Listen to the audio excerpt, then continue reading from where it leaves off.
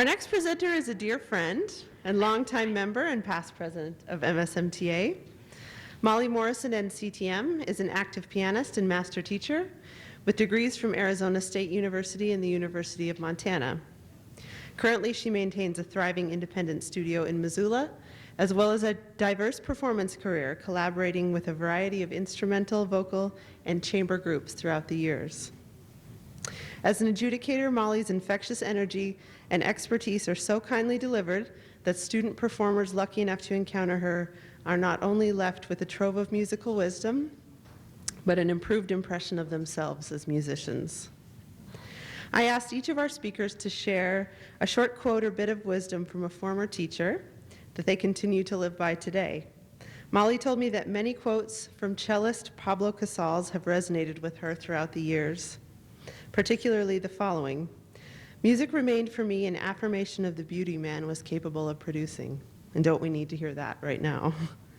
Molly adds, "More recently, I was taken by a statement made in an interview with jazz saxophonist Kamasi Washington. He said, 'The beauty of music is in the search. It's never ending.'" Please welcome our dear friend and colleague, Molly Morrison.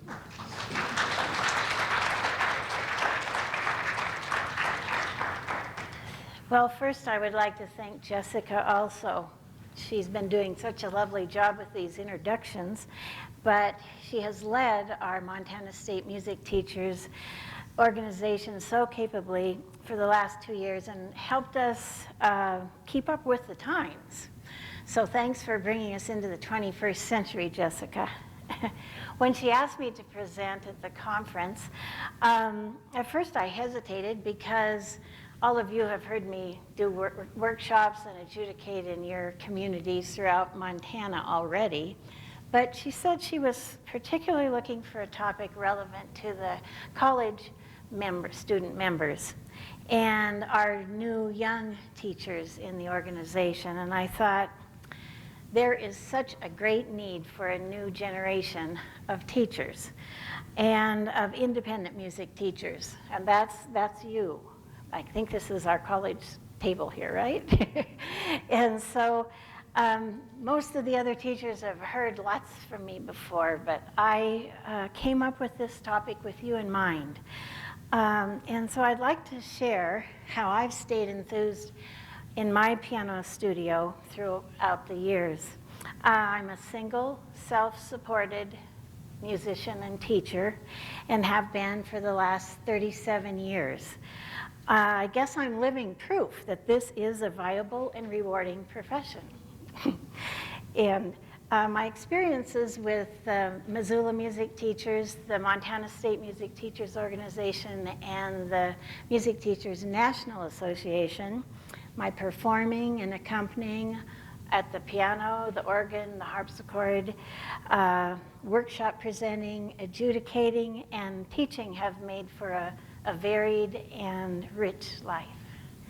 I hope that what I shared today is sort of a trip down memory lane for me of the last 37 years, and I'm going to share some of my creative projects and activities, and hope to inspire you to continue your studies and your goal to dedicating your lives to music and teaching. So, as I say, most of the audience today, I'm sort of preaching to the choir, but I hope you will enjoy. I wanted to start the first chapter, the first half of my presentation. I would like to cover some of these subjects relatively quickly, but they're very important elements of staying enthused with teaching and being viable. It's very important for us to join and maintain your national membership, contribute to your state and local organizations, and attend your state and national conferences. I'm so glad to see you here. And as you can tell from our inspiring first session, that's what happens when you come to conferences. You learn so much and you're revived for another year of being a musician and a teacher. it's important to support your local music dealers. We in Montana are very fortunate to still have music dealers that are thriving, have thriving businesses. And I have found that keeping my pedagogy library up to date, what I call refreshing it regularly, is a great way to stay excited about teaching. Subscribing to professional periodicals and reading articles, and again, always continuing to study and play your instrument to hone your own skills.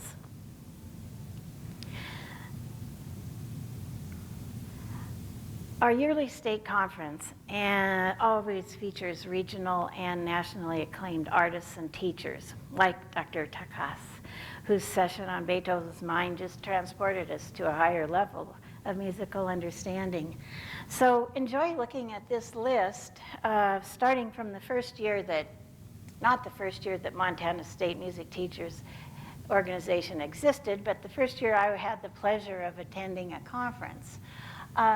And you can see they are the top names and authors in piano pedagogy, and they have inspired and informed us in Montana as members of the Montana State Music Teachers Organization. I still remember Dr. Max Camp, which is amazing because I don't usually remember someone's name or maybe even a movie I saw 2 days ago. But I really recall the first session I went to when I attended my first state conference.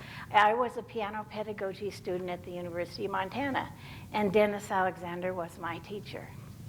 And I've only missed 3 state conferences since returning from graduate school in 1987. It's just a great way to stay enthused about our profession. Anyway, Max Camp was the featured presenter, and I still remember using this quote from him pretty much on a daily basis in my studio. Music is built and travels on its metric structure. So all my students know a lot about counting measures, metrics counting. And I still find his book, The Synthesis of Mind, Ear, and Body, a very interesting publication about the whole process of learning to read music and play piano. They call it play piano. In 1990, just to feature another one of those famous presenters, Marianne Usler, who wrote The Well-Tempered Keyboard Teacher, which is still often used as a pedagogy text in college classes, was our main presenter. And I remember her very involved session on learning theories and stages of cognition. It was so fun to mentally explore the meaning of learning with her. And are you using that text now by any chance, or have you seen it? The Well-Tempered Keyboard Teacher? It's also a great text with all sorts of information to help you know about the stages of learning and the methods and materials for teaching. More recently, in 2010, Jane McGraw was here, and she shared with us her deep understanding of sequencing and selecting intermediate repertoire. Her series of books, Classics Alive, books 1 through 3, are a wonderful addition to our libraries.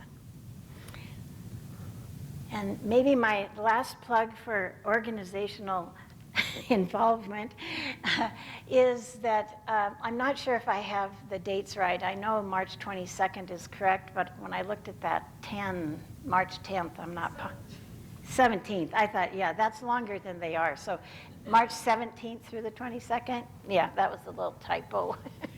But we won't have a national conference come any closer to us than Spokane. And I think the last time it was here and I did attend was 1993. So hopefully everyone will make an effort.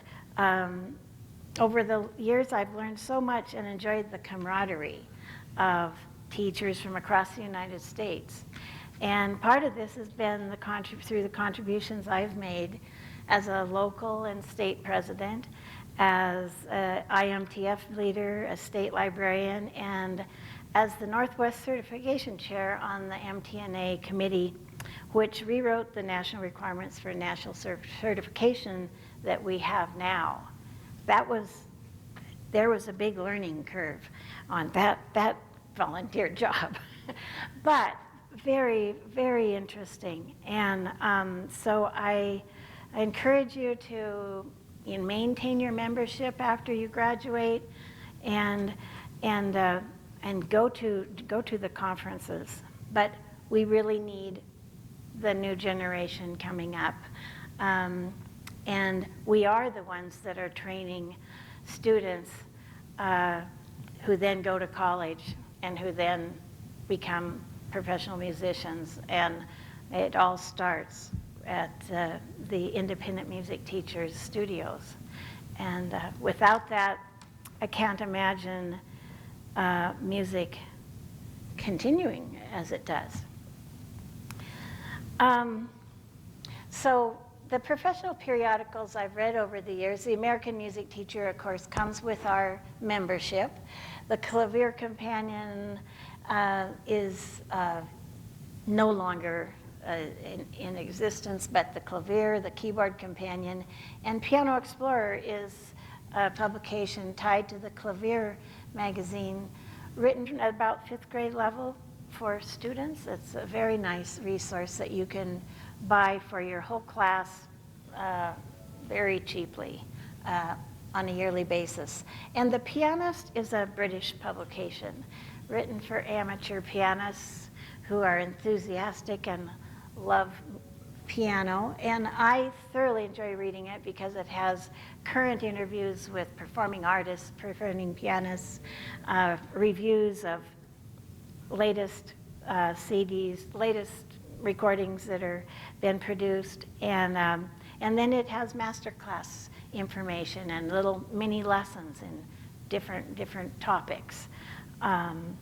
So it's a fun, and through these publications and through my continuing to build my library, it spurred my creativity. And it's fun to explore new repertoire and think of a particular student to motivate through a certain piece. And you just an easy way to become more aware of that. Again, our local dealers, national conferences are an easy place to learn of new collections, as most of the big publishers and their featured composers attend and provide displays. What I've found when I go to national conferences, the fee to get there and to pay the registration fee is nothing compared to what I pay to buy the music that I bring home. But it's a joy to have all that, to have that library to refer to and to consider, what you want to try next for your student. Through the local music dealer, we are able to just go again and browse through publications. We're able to special order. There you get so much help and advice from them, and also keep up with technology. So it was through Morgenroth Music here in Missoula that I purchased my disc clavier and sound module soon after the technology was developed by Yamaha.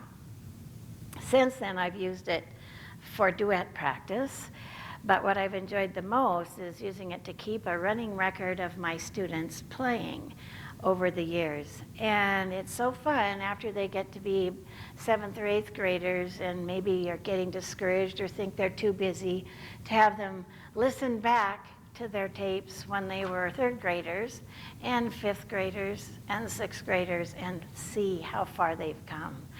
And feel proud because we always lose track in the midst of practicing. It's also a great tool to have students use to prepare for a performance.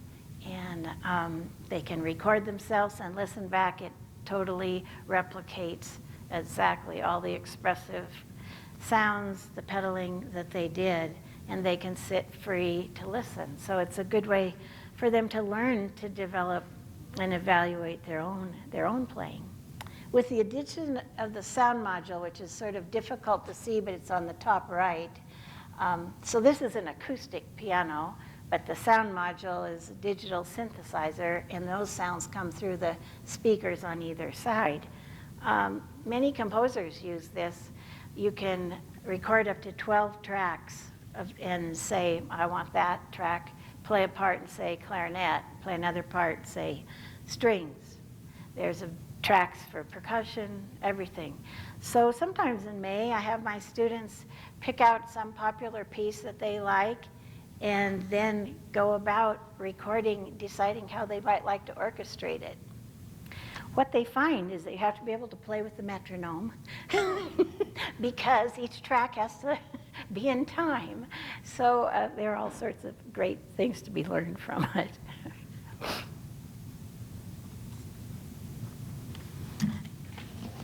Well, from there, I would like to go now into an area which is more about the kinds of creative projects I've done in my studio, and which will include pictures and stories, handouts, and some audio clips from student recitals. Thanks to the Missoula Community Access Television people, we are able to see some of these clips, and they're like home videos. My mother took most of the video over the years, and I think my first example will be from 1996, and she didn't have any tripods then, so it's handheld. So it's a little, it will feel just like a little home movie, but it's such a treat for me to look back and enjoy and get to see those. But I wouldn't have been able to take them off of the DVDs that I owned and had transferred the original videos to if MCAT, and Neil's one of the great guys there that helped me out. They were so generous, and that I didn't have to do it by myself. In fact, I didn't do much.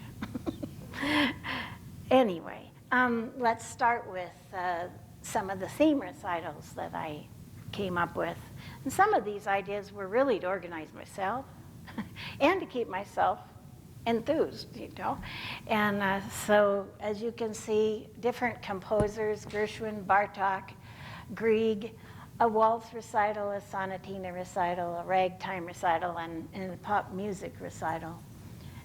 There are a million possibilities, of course. I particularly enjoyed preparing special group lessons about every 6 weeks, which supplement my students' individual lessons, and with additional theory work and music history and performance practice and rhythm exercises. So through these classes, I've been able to focus my teaching and prepare what I call theme recitals. I don't have any recordings from these recitals, but I thought you'd enjoy seeing some of the class materials I produced to prepare the students for these themes, and some of the listing of repertoire that they performed. Currently, my young students are working on selections from West Side Story, and as it is the 100th year of Bernstein's birth, well, they've never heard West Side Story. And of course, as you all well know, the rhythms, they are not easy to play. But talk about great music. Our goal is towards the end of January to play the selection of Bernstein's West Side Story at the senior residence. So I'm still coming up with theme recitals. You know, the Piano Explorer magazine I mentioned, this is the front cover of one of them, and it was featuring each month it features a particular composer and particular music, and so it would be something that I would include in my history articles and stories and in our group classes. These are all written about 5th grade level. So even your younger students can read those and enjoy those magazines.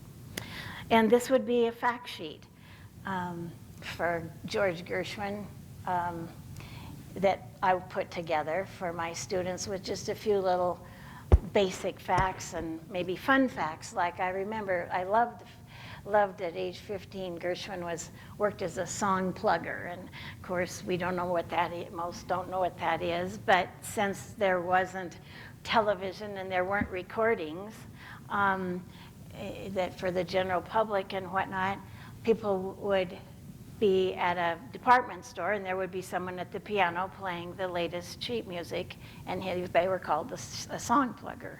So that was sort of selling the music of the time before we had all the amazing ways that we can easily access music, right?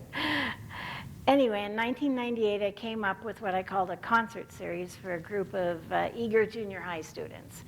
And they performed throughout the year a series of concerts, we called it. And this included the Gershwin recital, a ragtime recital, a sonatina recital, and a waltz recital.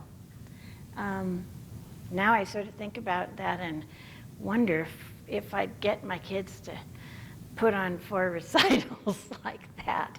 But they were enthused. They were very proud and eager to share their music.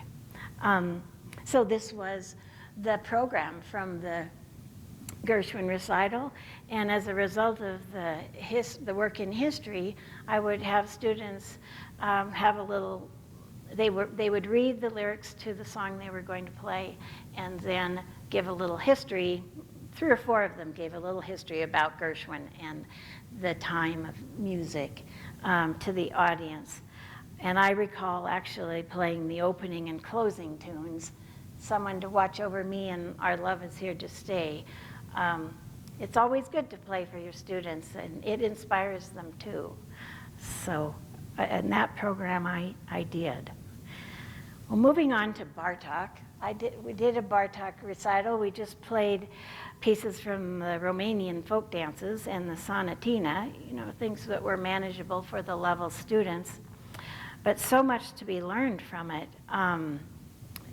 It really taught the students how to read all the expressive markings. You can see at the bottom here on the sheet some of the different markings that Bartók uses in his music. There's so many different amounts of levels of accent and length of note, and the way that in his score, how he could tell us what he imagined, the sounds he imagined. There's a lot on the score to see. Bartók is also a great composer to use to feature playing with mixed meters and compound meters, 5/8, 7/8, 9/8, which at first look a little daunting to students, but are so fun and really are only, as we know in music, we only have duple or triple groupings of rhythm. So, of course, me being a lover of rhythms, we did a lot of tapping. And this sheet, the L and the R at the top is left and right. But a group of 7/8, say we take the 7/8, it can be a group of 2 groups of 2 and 1 group of 3. Or it can be 1 group of 3 and 2 groups of 2. Or it can be 1 group of 2 and 1 group of 3 and 1 group of 2. So you can come up with 7 a lot of different ways. And so this is a nice sheet because that 1, every time you see that 1, that's your strong pulse. But it was pretty fun to do. And something that, they might not read a piece like that for a long time, but just when they listened to the Bartók, they could hear some of that. This was a fact sheet from the sonatina recital. And the sonatina recital involved a field trip to the university. and with my group class, and we learned about the forte piano and also got to play it. And so they were all playing music by the classical composers, and we had studied articulation and the techniques involved, and the delicate, lively sounds. And it really, you can talk for a long time and a person doesn't understand till they really feel the touch on the forte piano and they hear the sound. So just like what we were treated to with the Beethoven today. You could hear a very long lecture about those Beethoven sonatas, but when you have the combination of someone with a beautiful touch at the piano, exploring those sounds, you really get it. Plus, you want to be able to do it, right? We're all going to go home and practice a little Beethoven. Anyway, so the Sonatina recital, and I just wanted to encourage student teachers, because you'll start out with young students for quite a while, and you'll always have young students, and they can start those articulations and that balance between the hand early on without being very good readers, because Dennis Alexander and Lynn Freeman Olson have sonatinas published. So we know the Kulau and the Diabelli and all the main standards. We know all of those. Clementi, I guess, wasn't on that list, but there are also ones for younger ones.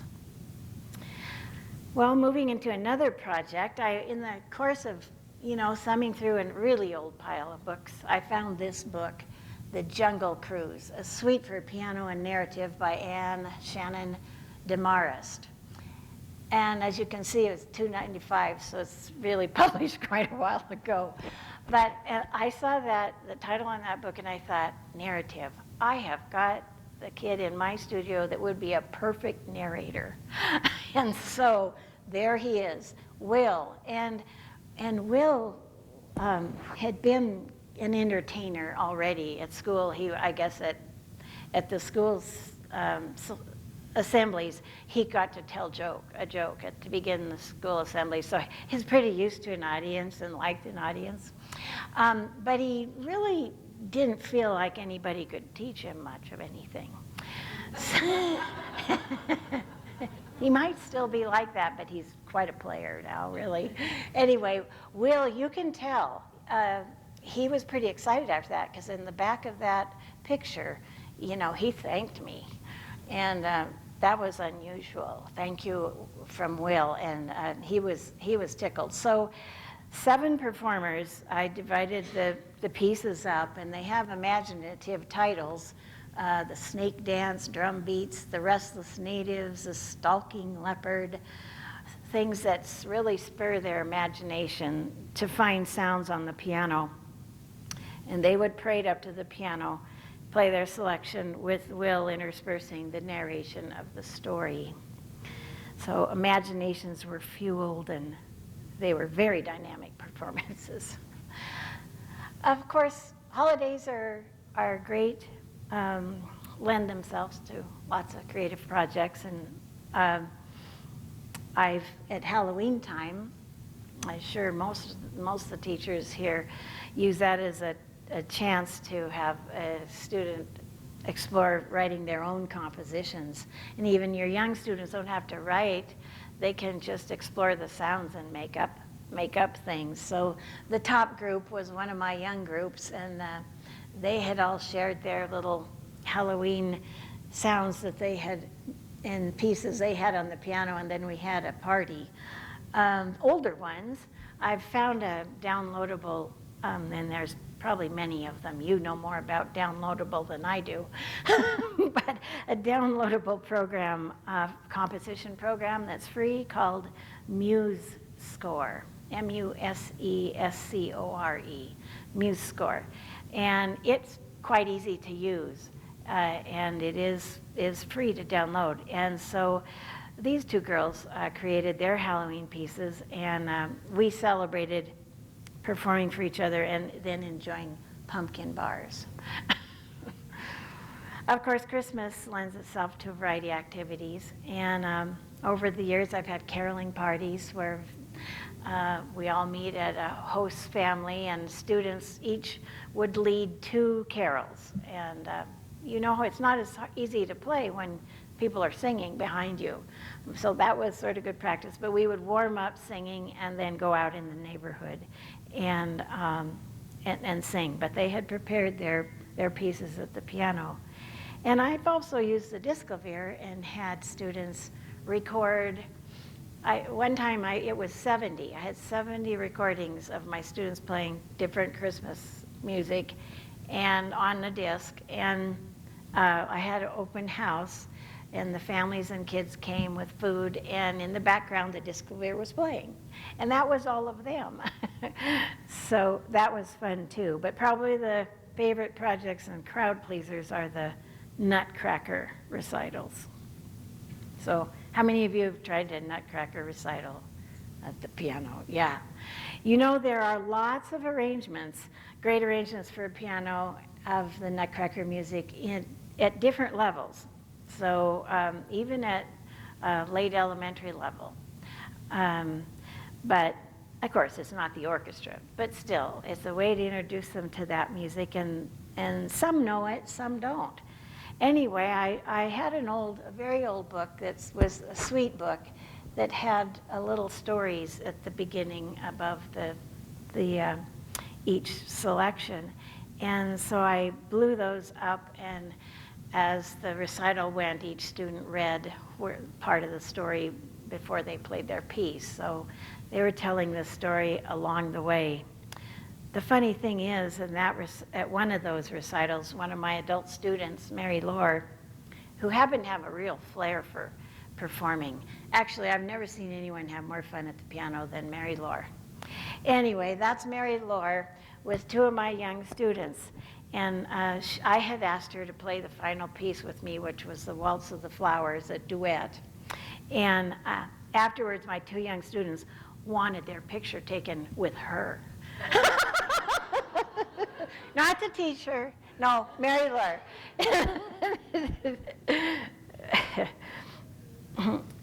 Now I'd like to highlight some of the collaborative music projects through the short video clips from student recitals. We all know duets are fun and a great way to develop musicianship. And when I look at this group of students, I must say, and as I say, I think this is 1996, or that I still remember all of them.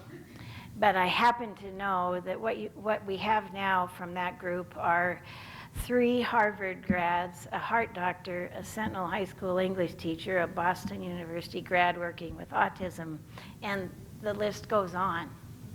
We're not just teaching musicians.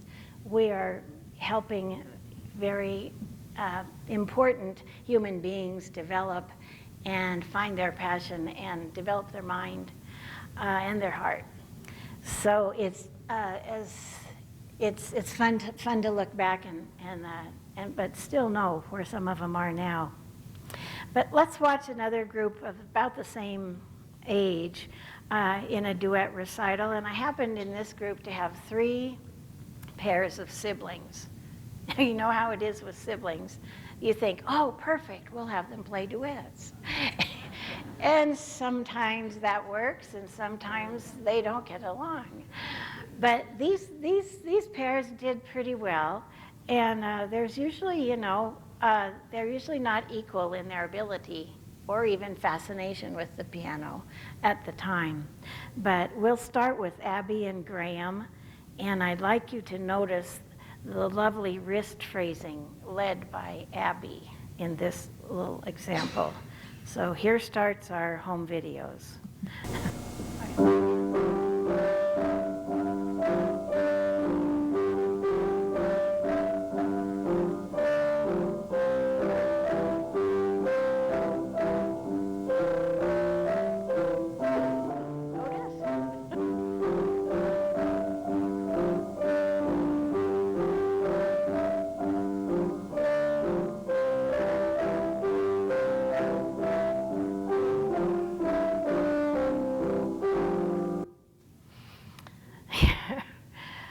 Cute, huh?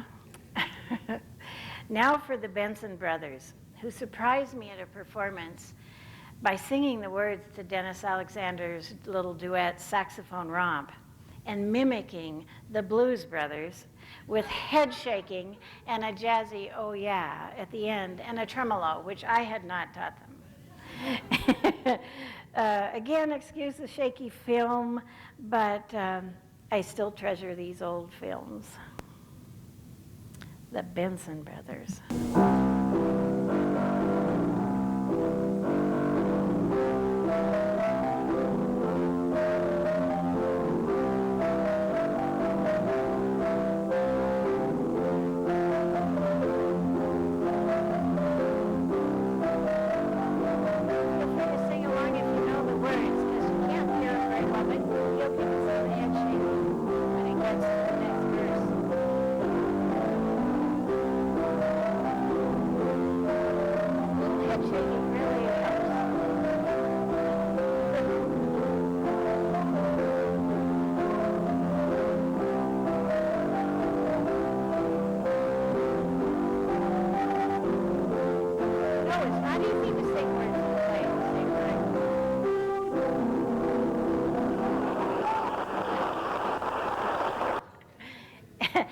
And that was a surprise. Okay,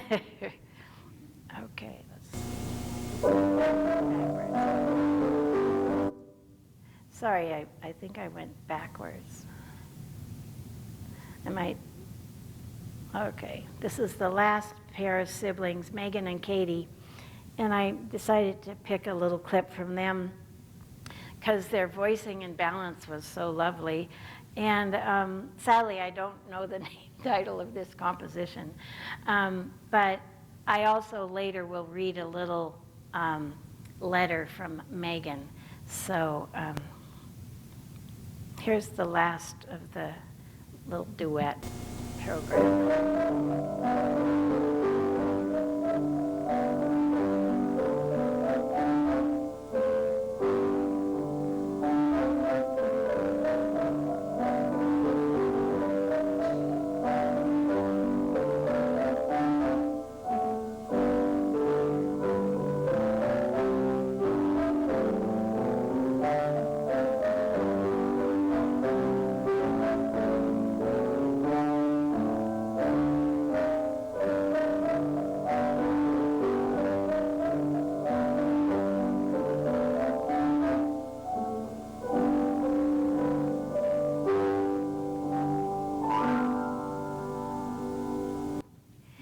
That was her added part, the glissando. There are always a few surprises at recitals. Okay. Well, of course, duet recitals require extra scheduling, advanced scheduling, and what I called partner lessons. And I used to like to do these in May, the last month of regular school term, and I would organize my students into, this year, into 13 different duet pairs who each had 3 partner lessons that month, and they were all scheduled. And as you notice at the end, on the 24th, we also have dress rehearsals at the place before we performed. So there is extra effort, but great reward from duet recitals. So I still have wonderful memories of playing duets with my first teacher, and you probably all do too. When I was young, my first teacher was Florence McClanahan, and this is a picture of her. I invited her when she was in her late 70s, and I grew up in Plains, and about 78 miles from Missoula, and I invited her to come and join me and open the program of a duet program I called Just Miss Molly and Me. Well, that's because this duet program was everyone playing with me. So I was everyone's duet partner. And the recital even involved renting a second piano from Morgenroth and having it brought to the church because my older students got to play 2 piano duets with me.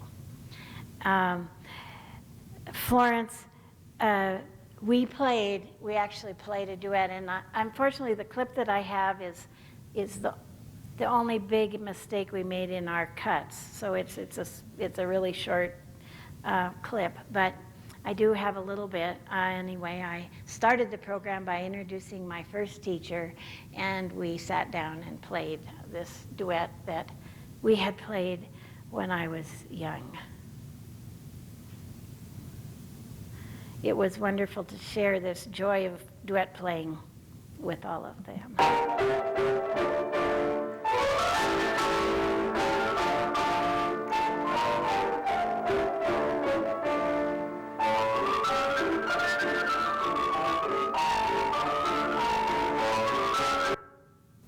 So, not a musical ending to that clip, but you get the idea.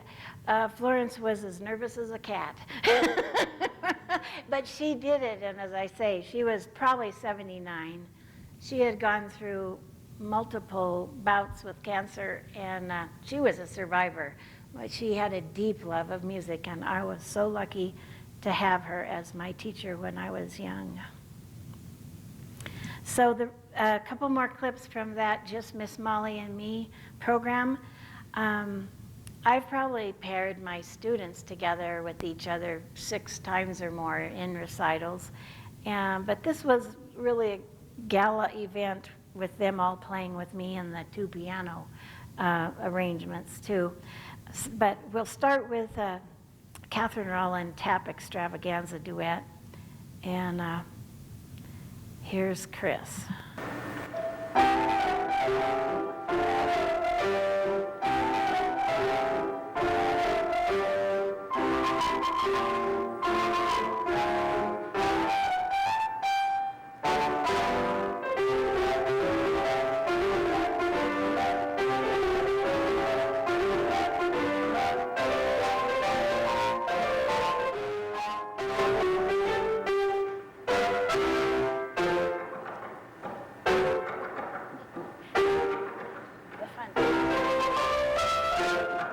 Easier to find your place after you're tapping the piano.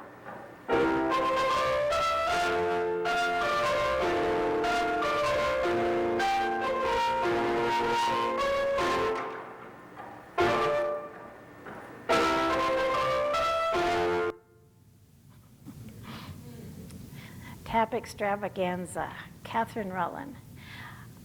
This next one is a high school student, and it's a 2 piano work, Catherine Rowland's Concerto in C for 2 pianos, the 3rd movement. And I remember Adam at the time was not a practicer, and it does happen in high school. But he maybe never had been really, but anyway, if you listen to this, you can see that he was pretty darn motivated, and I know he was very proud of his fast scales.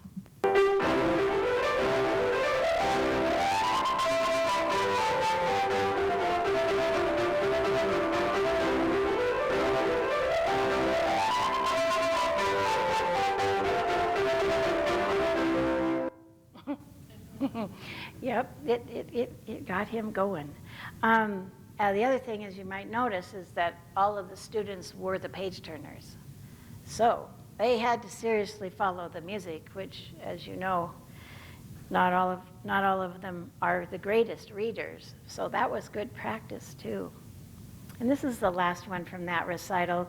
I love seeing the smile on Emily's face and her conscious effort to keep her changing rhythms with the pulse established by my piano that I was on.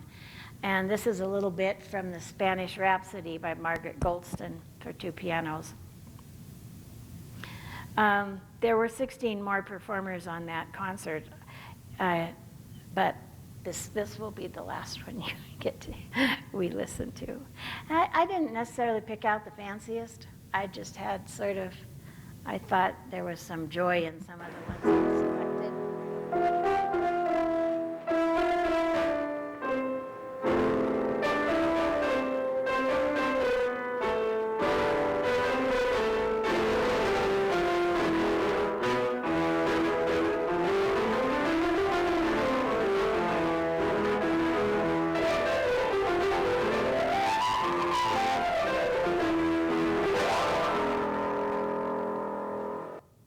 looking for a cue. As you can tell, my mother has gotten a tripod now. Not quite as bouncy. Well, today, no, I've chosen to use my focus has been on my students to tell the story of the rewards of my professional life. But it's also important to continue to play yourself, as I said. And as a professional accompanist, myself, I've performed everything from Brahms clarinet sonatas to Hindemith tuba sonatas, not on the tuba, and Schumann, Dichter, Liebes song cycles, and played for the Montana State Chorale and toured and accompanying the Montana Suzuki Institute for 25 years. So variety of playing gigs I've had, and I love making music with others. So I decided I really must share that with my students. And so I decided, since I've played for so many string players in town and have collaborated with particularly students of Madeline McKelvey's here, and a string teacher here in Missoula, we decided to together select music for some pairs of violin and piano. And I worked on teaching my students how to collaborate with other instruments. I called this Making Music Together recital.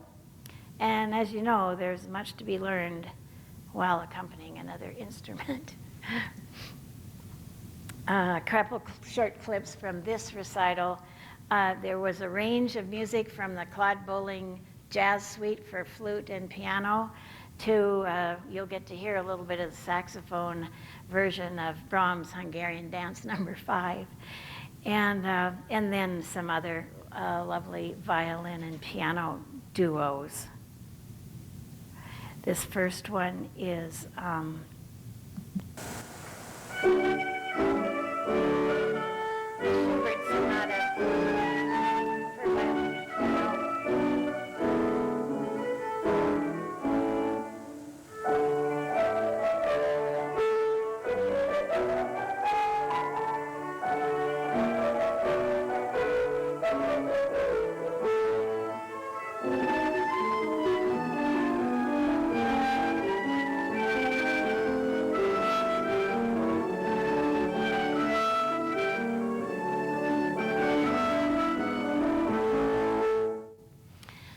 So that's actually the little Abby with the wrist playing the duets with her brother a little later in life.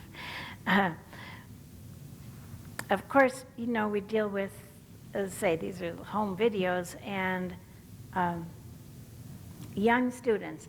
None of these were even in high school at the time. Well, to liven things up, we'll listen to Cameron on the piano and Colin. Oh, no, it's the other way around. Colin on the piano and Cameron's rendition of the Brahms Hungarian Dance No. 5.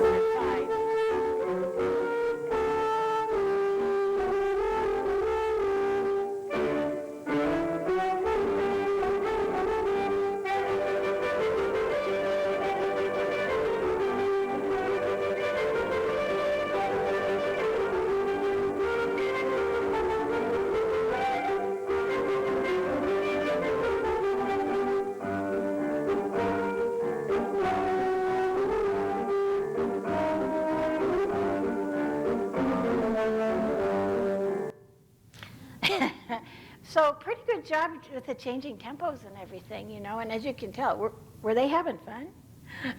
Yeah, a lot of fun. They were having fun. Now Cameron, the saxophone player, will switch to the piano with Abby on the violin, and this will be our last one, Steibelt Sonatina, Opus 33, number 1.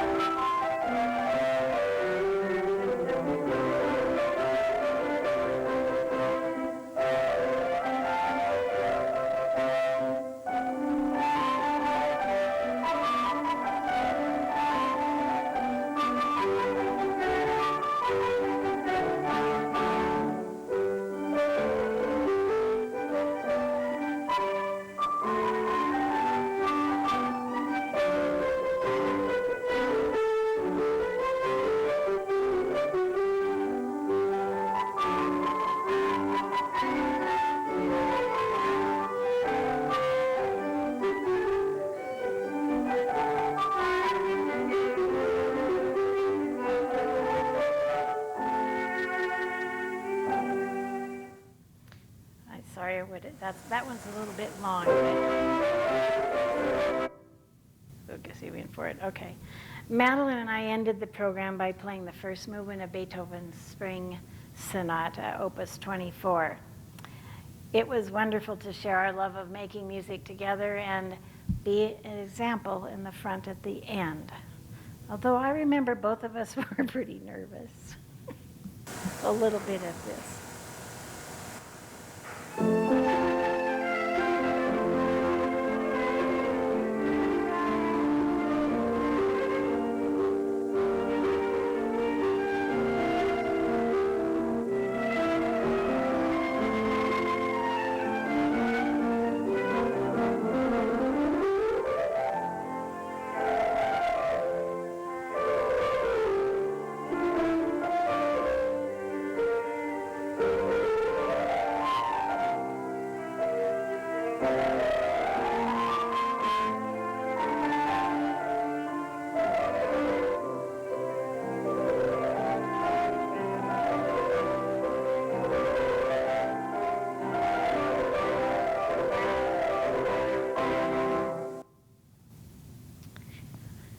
A favorite of mine. So that completes that area. An idea I came up with called Summer Immersion Piano Camps came to me about 25 years ago, and it's been fertile ground for new creative projects, and it's really been a delight over the years. You can just see I've designed a variety of topics for these immersion weeks, and some of the immersion weeks were just individuals coming every day for 30 to 40 minutes daily for a week. Actually, the first year that I did it, they came 2 weeks every day. Later, it's become just 1 week, although in another month, we might do another week. And then others I've organized for groups of 3 or 4 students with a particular a goal and a particular theme.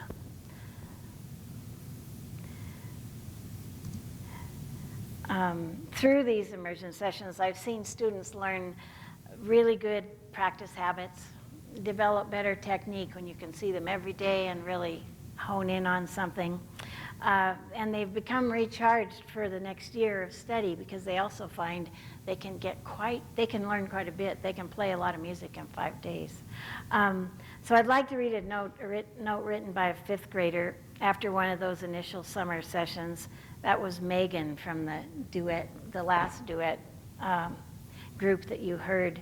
Well, it says, I wanted to write to you. Can everyone see it pretty well? Yeah, so maybe I don't even have to read it. It's just a testimonial to how that my goals for those camps had come through.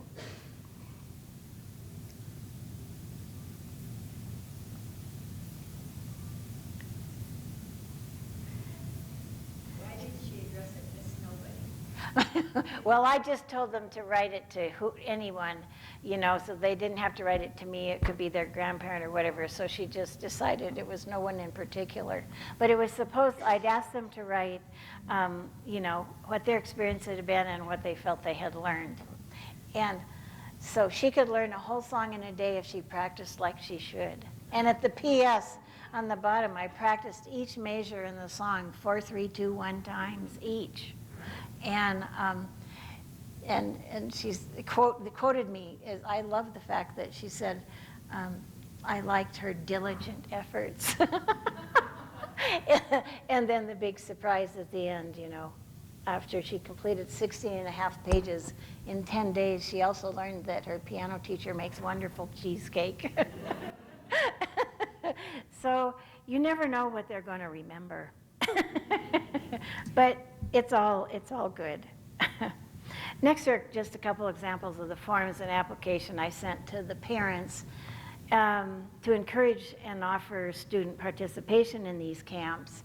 And so I would not only say place and time and cost, but the why is to learn to build chords, to learn primary chords in a key, to plan, pulse, and play, to play and sing any familiar song, and to improve rhythm. Anyway, some particular focus of that camp that would be why it would be a worthwhile thing for them to attend. Because of the level of scheduling and the level of teaching involved, the immersion accompanying camps that I've done, I've just been sort of on a, offered it to only certain of my piano students I feel are ready at the reading level. And mostly middle school and early high school students were involved in this camp. And I engaged and paid a small fee to a student French horn player, a violinist, and a flute and cellist. So they got experience accompanying a little bit of different kinds of instruments, which involve listening at different levels. And it was fun and very worthwhile. Let's Play the Masters Camp was planned for a group of really bright fourth grade boys.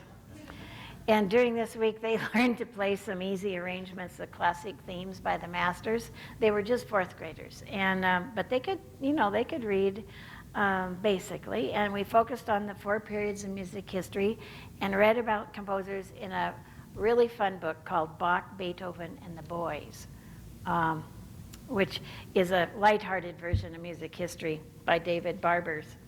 Anyway, at the conclusion of the camp, I asked the boys to turn in 5 favorite facts. And these were Charles's favorite facts. Well, as you can see, he got the juicy fact right off the bat. Haydn's head was stolen at his funeral. Oh boy, always lots of learning going on. And included in these immersion, I have done multiple chamber music camps in the summer, just for a week, and focused on piano trios. I really wanted to share my love of chamber music with my students, and thanks to my ongoing relationship with string teachers in town and accompanying a lot of the students, it was easy for me to be aware of string players that I could send an invitation to come and collaborate with my 3 selected. This week I had 3 trios working, 3 pianists, and I give them sign the music a month in advance, give it to them in a month in advance, and the string players sometimes would get some help from their teachers and sometimes they wouldn't. But my students would always have at least a month of lessons on their parts, because of course we all well know piano trios, the piano is the main part.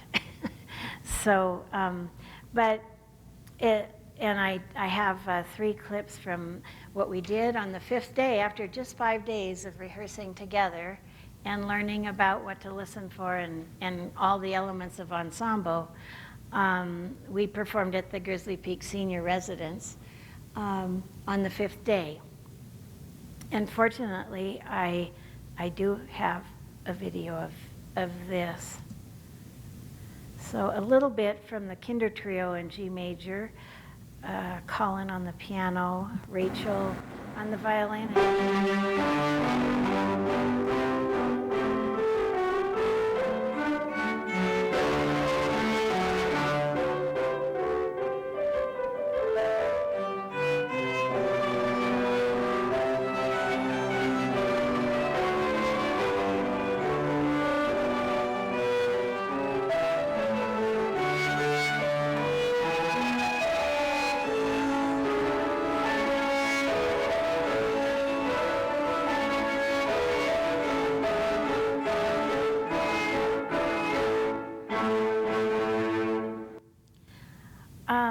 These students were junior high and freshmen at the time.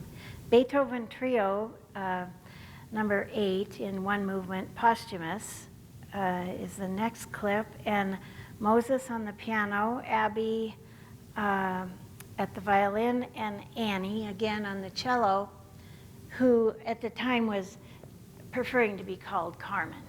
She had red hair too.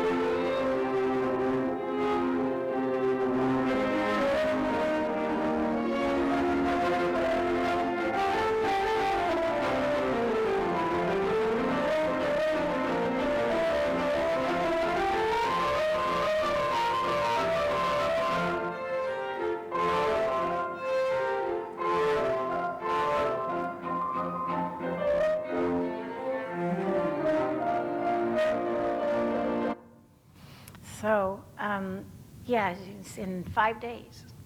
For 4 days, really. The 5th day we went out to play. So, to finish on a happy note, the Haydn Rondo from Trio in G, Hoboken 15, number 25. All of these trios, these piano trios, are published in chamber music sampler books, edited by Joan. It's Haroutonian.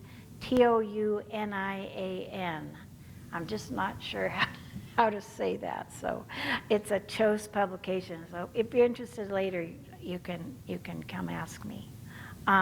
So this last one, a Haydn Rondo.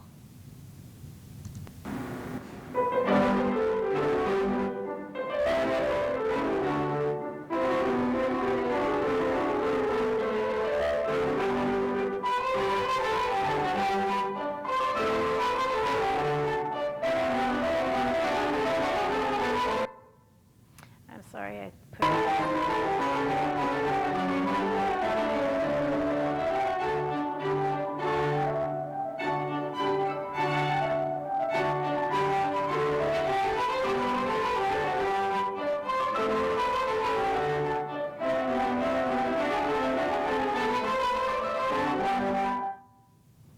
It looks like my mother was learning how to do that close-up, and she was liking the cello player. Well, these days, adult students fill my teaching days, and they range from 70-year-old beginners to 60 and 70-year-old Gershwin and Beethoven sonata and Grieg Holberg suite players. They love their piano. In fact, I have 2 of my adult students here at conference. They signed up, paid the fees, and they're going to be at all the sessions. So that's how enthused they are, lifelong learners. Anyway, so I had to come up with some summer camp for them too. And I just have a couple pictures, luckily no.